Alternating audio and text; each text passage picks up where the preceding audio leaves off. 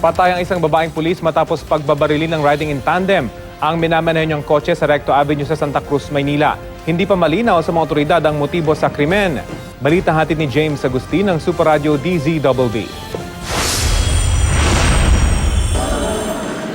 Tadtad ng tama ng balang driver's side at windshield ng kotseng ito na pinagbabaril ang riding in tandem sa Recto Avenue, Santa Cruz, Maynila, bandang alas 10:20 kagabi.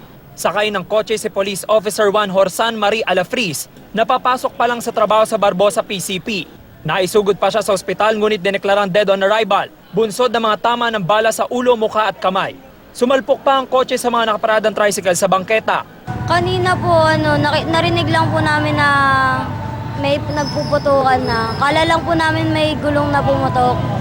May nagulat na lang kami yung kotse biglang bumunggo na. Nagulat kami biglang namatay na nakaiga na yung tao. Sa CCTV footage, makikita na dumaan sa intersection ng Recto Avenue at Rizal Avenue ang kotse. Mapapansin na may magkaangkas sa motorsiklo na nasa unahan ng kotse. Sa isa pang anggulo ng CCTV, makikita tumatakas na mga sospek at nag-U-turn sa Recto Avenue. Ayon sa mga kabaro ng biktima, 5 buwan pa lang nakatalaga sa Barbosa PCP si Alafriz. Nakakuha ng soko ang 13 basyon ng bala ng 9mm sa lugar. Hindi pa malinaw ang motibo sa pamamaril. James Agustin, GMA News.